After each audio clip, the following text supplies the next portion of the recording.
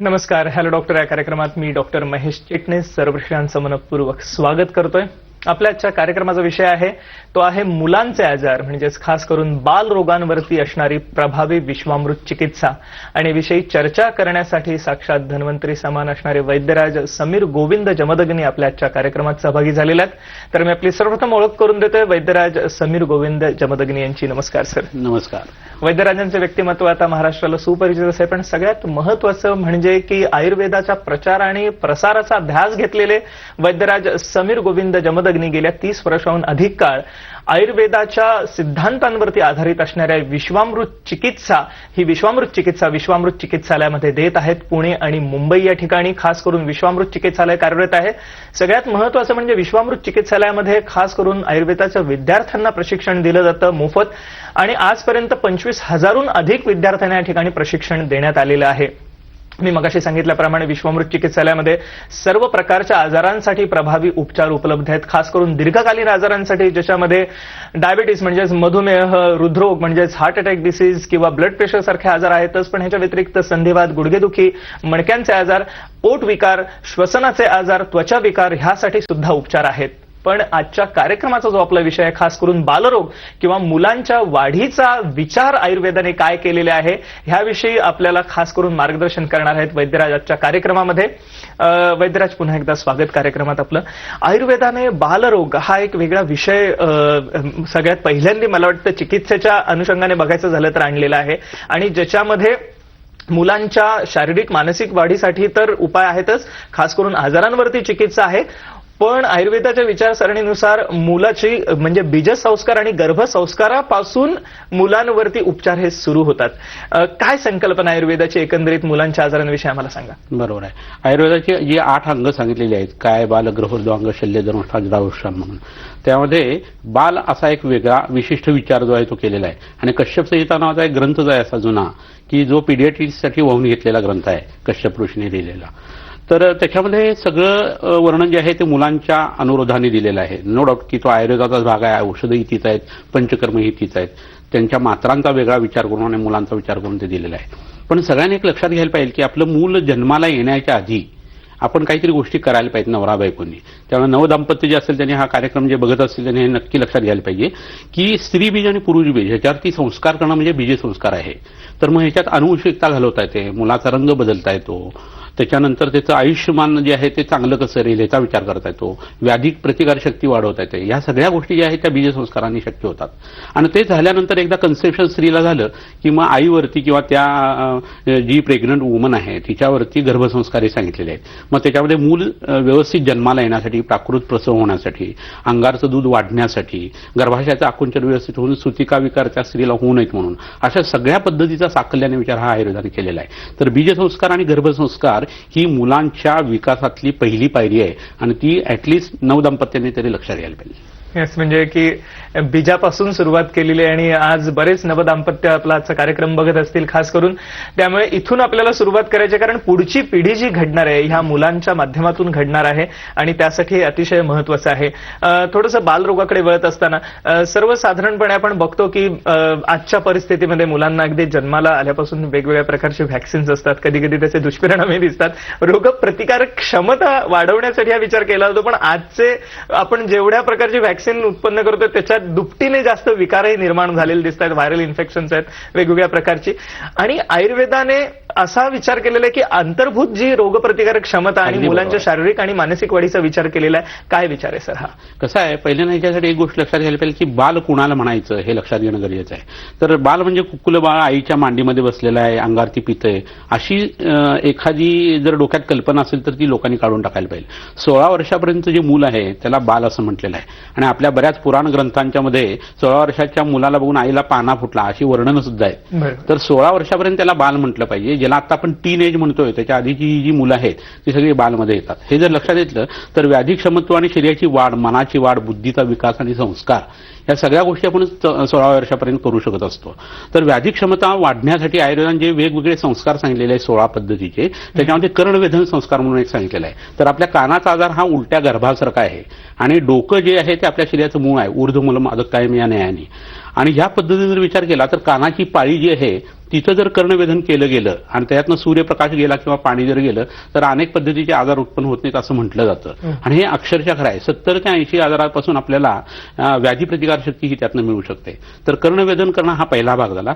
जन्माला आलेले जे मूल आहे त्याला एक रिंगणी नावाची वनस्पती आहे, लक्ष्मणा नावाची एक वनस्पती आहे. त्याचं मूळ जे उगाळून मधातून किंवा तुपातून जर दिलं तर व्याधी प्रतिकारशक्ती मुलाची वाढते. फिजिओलॉजिकल जॉन्डिस ज्याला म्हणतात ती होत नाही असं लक्षात येतं, कारण ती वनस्पती कडू आहे आणि यकृताला उत्तेजना देते. याच्या बरोबरीनं च्यवनप्राश सारखे काही औषध आहेत, कुमार कल्याण रस सारखं काही औषध आहे, महापैशाची घृतासारखं औषध आहे जे बुद्धिस्मृती एकाग्रतेचं वर्धन करतं. सोमघृत म्हणून एक औषध आहे, त्याने बुद्धीची कपॅसिटी खूप चांगल्या पद्धतीने वाढते. त्यामुळे मतिमंदत्व आणि गतिमंदत्व ह्याच्यासाठी या संस्कारांचा उपयोग होतो. आणि तुम्हाला सगळ्यांना माहित असेल की उगाळून घेण्याचं जे गुटीचं प्रकरण आहे आयुर्वेदाने सांगितलेलं, त्या जवळ 28 एक पद्धतीच्या वनस्पती आहेत आणि त्या प्रत्येकाची स्वतःची एक कॅरेक्टरिस्टिक आहे. त्यानुसार ते शरीरातल्या वेगवेगळ्या व्हायटल ऑर्गन्सना ताकद देतं आणि त्यामुळे गुटी ही 3 वर्षापर्यंत मिनिमम दिली जायला पाहिजे. तर मग त्या मुलाची व्याधी प्रतिकारशक्ती ही जबरदस्त वाढते आणि मग इतर व्हॅक्सिनेशन करायचा परिणामच आपल्याला घ्यायला लागत नाही आणि त्याचे मग त्यामुळे साईड इफेक्ट्सही येत नाहीत. बऱ्याच जणांना माहिती आहे की अॅल्युमिनियम बेस असलेली जी व्हॅक्सिनेशन आहेत त्याने ऑटिस्टिक बेबी जन्माला येतात. आधीच स्त्री पुरुषांची वय खूप होतात आणि लग्न होतात, त्यामुळे उत्पन्न होणाऱ्या गर्भामध्ये हल्ली विकृती आढळतात. तर ह्या लोकांनी बीजसंस्कार, गर्भसंस्कार आणि लेहनविधी किंवा आता व्याधी प्रतिकारशक्ती वाढवणारी जी औषध आहेत ती वापरणे गरजेचं आहे. येस, मला वाटतं की हा एक महत्वाचा भाग आपण आता सांगितलं की गुटी आणि लेहन चिकित्सा हे काय आहे सर? लेहन म्हणजे काय आहे, याच्यामध्ये सुवर्ण किंवा सुवर्ण भस्म उत्तम पद्धतीचं जर केलेलं असेल तर त्याचे 100 मायक्रो मिलीमीटरपेक्षा लहान म्हणजे नॅनो पार्टिकलपेक्षा सुद्धा कमी पार्टिकल्स तयार होऊ शकतात. आणि आयुर्वेदिक भस्मांच्या विषयी लोकांचा एक गैरसमज असतो, पण उत्तम वैद्याने केलेली जर ती भस्म तुम्ही वापरली तर त्यात व्हॅक्यूमचाही विचार केलेला असतो, प्रेशरचाही केलेला असतो, भावनेचाही केलेला असतो आणि हीटचाही केलेला असतो. त्यामुळे ही जी भस्म आहे ती किडनीकडे किंवा लिव्हरकडे जाऊन त्याला डॅमेज करणं वगैरे हे लोकांच्या मनात जी भीती आहे तसं अजिबात नसतं. त्याच्यापेक्षा जास्ती टॉक्सिसिटी आपण जी पिठं खातो गव्हाची, तांदळाची, ज्वारीची वगैरे त्याच्यामध्ये लेट जास्ती आढळतं. पण दोष जो आहे तो सगळा आयुर्वेदिक वैद्याकडे जातो. तर ही वस्तुस्थिती बरोबर नाहीये. चांगल्या तज्ज्ञ वैद्याला ह्या डॉक्टर लोकांनी किंवा इतर लोकांनी भेटायला पाहिजे आणि शंकांचं निरसन करायला पाहिजे, तर त्यातनं हे बाहेर पडू शकतील. तर हा लेहनविधी असताना त्याच्यामध्ये वेखंड नावाची एक वनस्पती ती मुद्दामून मी इथं आणलेली आहे, ती तुम्ही सगळ्यांनी बघणं हे गरजेचं आहे. अनेक वनस्पती आणलेले आहेत आणि आमचे सगळे प्रेक्षक उत्सुकतेने हे बघतात, कारण हे अतिशय महत्वाचा भाग आहे. काय सांगताय? तर ही वेखंड नावाची वनस्पती आपल्याला हे जे दिसतंय हे खरं म्हणजे याचं खोड आहे आणि त्याला मग बारीक बारीक ज्या मुळ्या सुटतात ते त्याची खरी मुळं आहेत.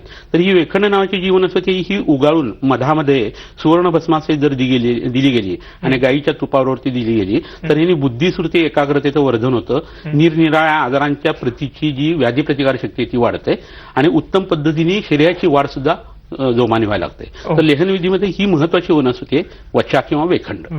वेखंड ही वनस्पती आपण आता बघितली. या अनुषंगाने अनेकविध वनस्पती आम्हाला आणलेल्या दिसत आहेत. सर काय सांगताय? तर ह्या इतर ही वनस्पती आपण माझ्या मते बघणं हे गरजेचं आहे. आता मी जसं सांगितलं बुद्धिस्मृती एकाग्रतेसाठी ही दुसरी एक वनस्पती इथं आपण आणली आहे. हिला ब्राह्मी असं म्हणतात. हिचे 2 प्रकार असतात, एक नीरब्राह्मी आणि ही दुसरी ब्राह्मी. तर या वनस्पतीचा रस सकाळी आणि संध्याकाळी पाव चमचा फक्त त्या मुलाला जर दिला वय वर्ष 8 महिन्याच्या पुढं तर तूप आणि मधातून ही वनस्पती दिल्यानंतर त्वचेचा रंग उजळतो, यकृताचं काम आहे ते उत्तम पद्धतीने होतं, दात व्यवस्थित यायला सुरुवात होते आणि त्यावेळेला होणारा त्रास हिरवीशी वगैरे हे कमी होतं. त्या मुलांना अंगठा चुकणं, नखं खाणं यानंतरच्या सवयी ज्या आहेत त्या लागत नाहीत. आक्रस्ताळेपणा मुलांचा कमी येतो, हट्टीपणा कमी येतो, जो साधारण 18 महिन्यापासून पुढे दिसून येतो 3 वर्षापर्यंतचा तो. तर त्यासाठी ही वनस्पती वापरणं खूप गरजेचं आहे. बऱ्याच आयांना अशी एक आपल्या मुलाच्या विषयीची नेहमीची समस्या असते आणि ती म्हणजे भूक न लागणं. तर त्यासाठी इथं कोरफड नावाची ही वनस्पती तुम्हाला सगळ्यांना माहिती आहे, कुवारकांडा असं याला मराठीमध्ये म्हणतात.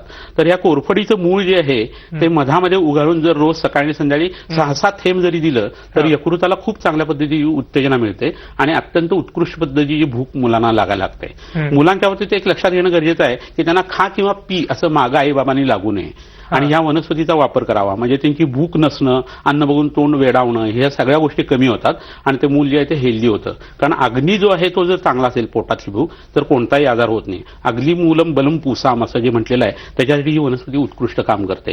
ह्याच्याबरोबर आणखीन एक वनस्पती मी आणली ती मला वाटतं की मुद्दामून दाखवायला पाहिजे, ही अनेक कार्यक्रमात आपण दाखवलेली आहे, ती म्हणजे अश्वत्थ किंवा पिंपळ.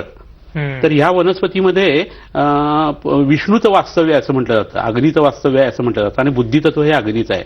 तर पिंपळाच्या पानावरती जर लहान मुलाला आपण जर वरण आणि भात खायला घातला तर त्याची सर्वांगीण वाढ होण्यासाठी ही वनस्पती खूप उपयोगी आहे. तर अशा या काही वनस्पती आपण मुद्दाम इथं आणलेल्या आहेत. हेच आपण बघितलं विविध प्रकारच्या वनस्पती आणि अनुषंगाने तुम्ही विश्वामृत चिकित्सालयाचे संपर्काचे नंबर सुद्धा टिपून घ्या. पुढील हेल्पलाईन नंबरवरती आपण आपल्याला जर का खास करून मुलांच्या आजारांविषयी, मानसिक शारीरिक वाढीविषयी जर का काही प्रश्न विचारायचे असतील तर आपण जरूर विचारू शकता. 9595810727 हा एक नंबर आहेच आणि खास करून पुण्याचाही लँडलाईन नंबर आहे 020-443 आणि 0262 म्हणजे 0262 ह्या नंबरवरती सुद्धा आपण संपर्क करू शकता. खास करून मुलांचे आजार आणि त्यावरती असणाऱ्या विश्वामृत चिकित्सेविषयी चर्चा आपण अशीच चालू ठेवूया एका छोट्याशा विश्रांतीनंतर. प्रभावी विश्वामृत चिकित्सेविषयी आणि साक्षात धन्वंतरी समान असणारे वैद्यराज समीर गोविंद जमदग्नी आपल्या आजच्या कार्यक्रमात सहभागी झालेले आहेत. आपण कार्यक्रमाच्या पूर्वार्धात जाणून घेतलं की कसं मुलांचं आरोग्य चांगलं राखण्यासाठी नवदाम्पत्यांनी गर्भसंस्कार आणि बीजसंस्कार ह्यांचा या ठिकाणी वापर केला पाहिजे. म्हणजेच मूल हे जन्माला येण्याआधीपासून त्याच्यावरती संस्कार होणं गरजेचं आहे. आणि आज विश्वामृत चिकित्सालयामध्ये सर्व प्रकारचे उपचार एकत्रितपणे एका छताखाली उपलब्ध आहेत, ज्याच्यामध्ये गर्भसंस्कार, बीजसंस्कार सारखे उपचार आहेतच, पण खास करून मुलांच्या विविध आजारांसाठी उपचार उपलब्ध आहेत. मुलांची शारीरिक वाढ, मानसिक वाढ, खास करून उंची वाढवण्यासाठीचे उपचार सुद्धा उपलब्ध आहेत. आपण संपर्कासाठी जे नंबर बघत आहात स्क्रीनवरती ते जरूर टिपून घ्या. आपल्याला जर का काही प्रश्न विचारायचे असतील तर पुढील नंबरवरती जरूर विचारू शकता. सर, खास करून आज विश्वामृत चिकित्सालयामध्ये मुलांची उंची वाढवण्यासाठी आपण ह्याच्यावरती इनफॅक्ट एक कार्यक्रम केलाही होता. पण ह्याच्या व्यतिरिक्त पुढे जाऊन एकाग्रता किंवा मानसिक आणि शारीरिक वाढ हा दोन्ही त्याच्यात महत्वाचा भाग आहे. आणि आजारांचा विचार केला थोडासा मुलांमधल्या तर सर्वसाधारणपणे जे कॉमनली आढळणं म्हणजे एक बालदमा आहे, म्हणजे अस्थमासारखा आजार आहे, किंवा पोट वारंवार बिघडणं, कारण बऱ्याचदा ही मुलं बाहेर इकडे तिकडे माती जात असते तोंडात किंवा वेगवेगळ्या प्रकारच्या कारणांनी पोटाला किंवा वारंवार होणारे जुलाब आहेत किंवा दूध पचत नाही कधी कधी मुलांना, अशा प्रकारचे हे आजार दिसतात. काय सांगता येईल मला याविषयी? कसं आहे, हल्ली एक असा गैरसमज झालेला आहे की उंची ही जी आहे ती अनुवंशिक असते आणि अनुवंशिकता काही बदलता येत नाही. तर हा एक शुद्ध भ्रम आहे असं म्हणायला पाहिजे. बीजसंस्कार हे तेवढ्यासाठी सांगितले की ज्याच्यामुळे अनुवंशिकता ही आपल्याला टाळता येऊ शकते. हे बोलतं एवढं सोपं नसतं, पण मागं लागल्यानंतर शक्यही होणारी गोष्ट आहे. तर त्या अनुराधाने आयुर्वेदाने सांगितलेली उंची वाढीची जी औषधं आहेत ती बुद्धिश्रुती एकाग्रता वाढवण्याला सुद्धा कारणीभूत होतात. ह्याचं कारण असं की मज्जाधातू हा अस्थिधातूच्या नंतर सांगितलेला आहे आणि मज्जा ही अस्थिधातूच्या आतमध्ये असते. म्हणजे आपला मेंदू जर लक्षात घेतला तर कवटीच्या आतमध्ये मेंदू आहे. तर हाडांची जेवढी वाढ कराल तेवढी मज्जाधातूची वाढ होते आणि मज्जाधातूच्या साह्याने बुद्धिश्रुती एकाग्रता ही अभिव्यक्त होत असते. तर उंचीचं औषध घेतलं की त्याचा दुसरा लगेच जाताना मिळणारा फायदा जो आहे तो म्हणजे बुद्धी वाढणं हाही आहे, श्रुती वाढणं हाही आहे, एकाग्रता वाढणं हा सुद्धा आहे. तर त्यासाठी एक उत्कृष्ट वनस्पतीचं बी मी इथं आणलेलं आहे. ते मुद्दामून माझ्या ते सगळ्यांना दाखवणं हे इष्ट आहे किंवा गरजेचं आहे. बघूया आपण या ठिकाणी. तर ही वनस्पती सगळ्यांना माहित असेल. आताच दिवाळी होऊन गेली नुकती, तर दिवाळीवरती आपण शिवाजी महाराजांच्या किल्ल्यावरती जी टाकतो ती ही वनस्पती आहे आळीव नावाची. आणि या आळीवाचे लाडू तयार करून जर लहान मुलांना दिले गेले वय वर्ष 16 पर्यंत, रोज सकाळी एक लाडू खायला द्यायचा आणि पिंपळाच्या झाडाचं मूळ जे आहे ते तुपावर किंवा दुधावरती साधारण पाव चमचा एवढं द्यायचं. असं जर आपण महिनाभर केलं आणि त्या मुलांची उंची जर तुम्ही नंतर मोजली तर त्याच्यामध्ये साधारण 1.5 ते 2 सेंटीमीटरचा फरक पडायला सुरुवात होते. तुम्ही असं लक्षात घ्या की आपल्या उंची जी वाढते त्याला फक्त ऍक्सेलरेशन देणं एवढंच करायचं आहे. जपानसारख्या देशांनी फक्त वजन आणि व्यायामाच्या सहाय्याने त्यांची उंची जी आहे ती वाढवलेली आहे 1.5 इंचापर्यंत. आपल्याला तर भारतीय लोकांना त्याच्याबरोबर हा आयुर्वेद आहे. तर ह्या गोष्टीचा वापर लोकांनी जर करून घेतला तर मुलांच्या बुद्धिश्रुती एकाग्रतामध्ये आणि शारीरिक वाढीमध्ये फरक झालेला निश्चित दिसून येईल. आणि असं 16 वर्षापर्यंत करायला पाहिजे, एस्पेशली मुलींच्या बाबतीत. कारण मुलींच्या बाबतीत कसं होतं, उफाड्या बांधायच्या मुली असतात पण एकदा पिरियड सुरू झाला की उंचीला लॉक बसतो आणि ती वाढत नाही. तर आपली मुलगी खूप छान उंच वाढते असं तुम्हाला जरी वाटलं तरी हे औषध देणं इष्ट आहे असं मला वाटतं. ह्याच्याबरोबर दुसरी एक वनस्पती मी आणलेली आहे किंवा एक द्रव्य आणलेलं आहे, पदार्थ आणलेला आहे. ह्याला सांबर शिंग असं म्हणतात. तुम्हाला सगळ्यांना हा पदार्थ आधी ऐकून माहित असेल. तर हे सांबराचं गळून पडलेलं शिंग आहे. हरणाला मारायला लागत नाही तेवढ्यासाठी, ते आपाप गळून पडतं त्यावेळेला हे वेचून आणलेलं आहे. आणि हे उगाळून जेव्हा पोटामध्ये आपण घेतो सकाळी आणि संध्याकाळी आणि घशाच्या बाहेरून जेव्हा आपण लावतो त्यावेळेला ह्याचे 2 अप्रतिम फायदे दिसून येतात. एक म्हणजे आपल्या प्राणवायू स्रोतावरती किंवा फुफ्फुसावरती याचा परिणाम येतो आणि टॉन्सिल्स जे आहेत ते वाढत नाहीत. त्यामुळे टॉन्सिलायटिस होत नाही, सर्दी वारंवार होत नाही आणि मुलांचा बालदमा हा कमी यायला सुरुवात होते. आणि दुसऱ्याच बाजूला ह्याच्यामध्ये कॅल्शियम किंवा खटिका भरपूर असल्यानं मुलांची उंची छान पद्धतीने वाढायला लागते. तर ह्या गोष्टीचा सुद्धा वापर करणं हे 3 महिन्यापर्यंत साधारण हे पाव चमचा गंध रोज सकाळी मधातून जर दिलं गेलं तर हा फायदा त्यांचा आपल्याला दिसून येईल. दुसरा एक महत्वाची वनस्पती इथं आणलेली आहे, त्याचं बी तुम्हाला सगळ्यांना माहित असलेलं बी आहे हे म्हणजे अजमोदा किंवा ओवा नावाचं द्रव्य आहे. तर लॅक्टोज इंटॉलरन्स बऱ्याच जणांना असतो, ग्लुटीन ॲलर्जी असते, म्हणजे गहू पचत नाही, दूध हो, पचत नाही. हो. तर हा सगळा हास्याचा प्रकार आहे. ते पचत नाही म्हणजे शरीरामध्ये गेल्यानंतर शरीराची पचनशक्ती वाढवण्यासाठीची जी काही औषधं आहेत ती जर घेतली गेली तर या गोष्टी पचणार आहेत. पण लोकांना असं वाटतं की आपल्याला त्याची ॲलर्जी आहे आणि म्हणून त्या गोष्टी बंद केल्या जातात.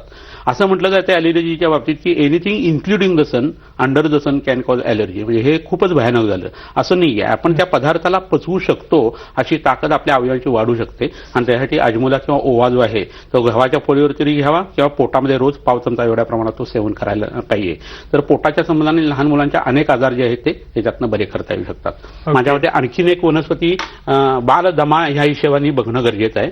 इथं पिंपळी नावाची, लेंडी पिंपळी याला म्हणतात, हा, ती इथं आणलेली आहे. तर हे एक औषध असं आहे की लहान मुलांना बालदमा ही प्रक्रिया जी आहे ती नष्ट करणारं औषध आहे. हे यकृताला उत्तेजना देणार आहे. यकृतामध्ये रक्त तयार होतं, रक्ताच्या फेनापासून फुफ्फुस तयार होतात आणि त्यामुळे प्राणवायू स्रोत किंवा श्वसन संस्था जी आहे ती हेल्दी करण्याचं सामर्थ्य या पिंपळीमध्ये आहे.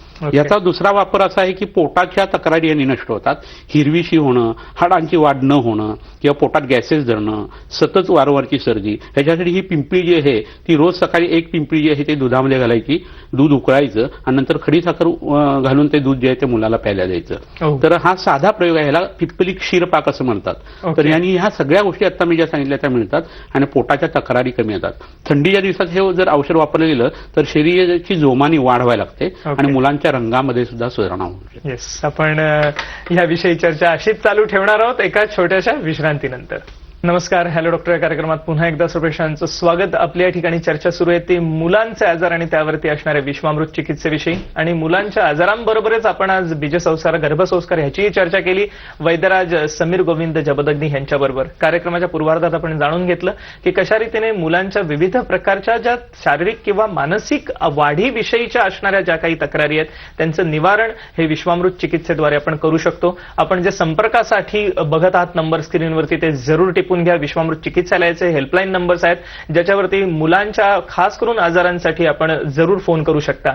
सगळ्यात महत्त्वाचा आजच्या कार्यक्रमातला जो भाग आहे ज्याविषयी आपण कधी ऐकलं नसेल तर आज मुलांची उंची वाढवण्यासाठी सुद्धा विश्वामृत चिकित्सालयामध्ये उपचार उपलब्ध आहेत. खास करून मुलांची मानसिक एकाग्रता वाढवण्यासाठी, शारीरिक मानसिक वाढीसाठी उपचार आहेतच, पण त्याचबरोबर अनुषंगाने मुलांचे विविध आजार ह्याच्यासाठी सुद्धा उपचार उपलब्ध आहेत ज्याच्यामध्ये बालदमा किंवा पोटाचे विकार ह्याविषयी आपण चर्चा आजच्या कार्यक्रमात केली. पुन्हा एकदा कार्यक्रमाकडे वळत असताना सर, मुलांच्या ज्या काही काही सवयी असतात म्हणजे खास करून अंथरुणात शू करणं किंवा दात चावणं म्हणा किंवा कधी कधी अंगठा चोखणं, ह्या विविध प्रकारच्या ज्या सवयी आहेत त्याच्यासाठी काही असे ठोस उपचार कुठे आज उपलब्ध नाहीयेत.